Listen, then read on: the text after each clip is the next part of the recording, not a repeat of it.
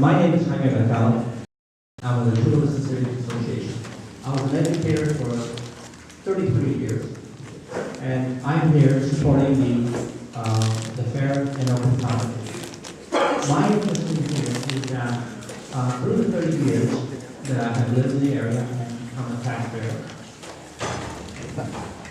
I have seen, I have friends, relatives, former students that have become adults and have started mom and pop operation companies from fencing through construction, anything in the trade. And I want to ensure that union and non-union have the rights reserved for them that they can work as a completely paid product. That's all my interest.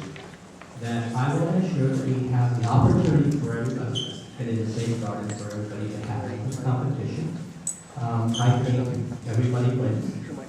The taxpayers certainly win. Someone said that I was opposed to, sometimes told me that I was opposed to the prevailing way. I would be stupid to say that I'm opposed to the legislation. I have thousands of my students who are now in the labor force and my relatives. But I have seen during the last few years too many of my former students, my own relatives, losing their homes, to be left out of the market because they are union or because they're not union.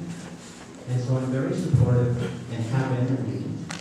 And but I believe that people need to have an opportunity to work at publicly funded projects.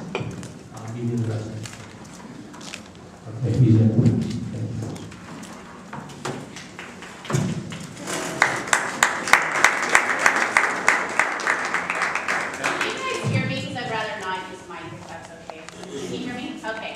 My name is Lorena Gonzalez, and I'm proud to represent 192,000 workers throughout this region, over 15,000 of which live here in Chula Vista. And I have to say, I agree 100% with what Jaime said. 100%. I think that in every public project, that non-union and union workers should have a chance to work on those projects. And right now, that's the law. That's the law at the local level, at the state level, and at the national level. And if that's all we were talking about, I'd be all for it. But we don't need to pass Prop G to ensure that. It's written into every level of the law. Prop G, as they call it, the Fair and Open Competition Ordinance, is neither fair nor open. And that's why the city attorney does not allow them to even use those words in the initiative. What Prop G does, and I'll read you the actual initiative.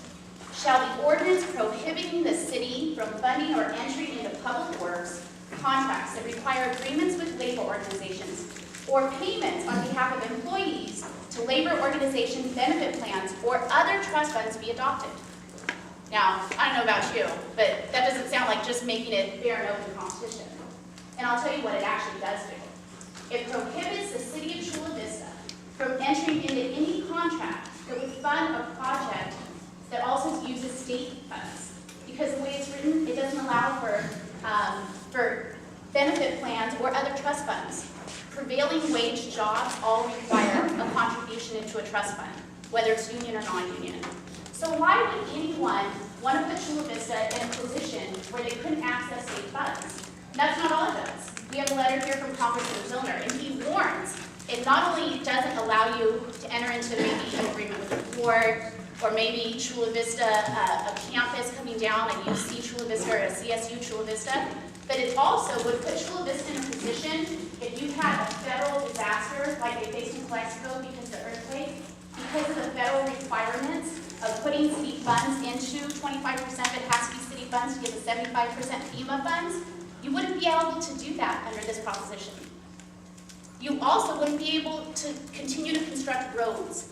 Roads, as they're built, requires local, state, and federal funding. But because this would allow you to use state funds, you wouldn't even be able to access the funds available to help rebuild our roads. So why would anyone do this? Well, I'd argue the people behind it, and as well-intentioned as some of the local faces may be, the people putting up the money behind this, they're not even from Chula Vista. They're not from San Diego. They're not from California. They're a group of out-of-state contractor front groups who want to make an example out of Chula Vista. They saw what was turning into a big, ugly public fight about labor or non-labor, union or non-union, and a lot of chaos. And in that chaos, they said, we can come to Chula Vista, promote this idea, make a legal test case, and nothing gets built. Do they care? No. They pick up and they go somewhere else. But I know my 15,000 members care. And I know those non-union members who want to work in their own city care. This is Nick Segura. He's a trained electrician, a union electrician. He's lived in Chula Vista for over a decade. He has 3 kids. He coaches soccer. He has a wife. He pays taxes. He's a homeowner.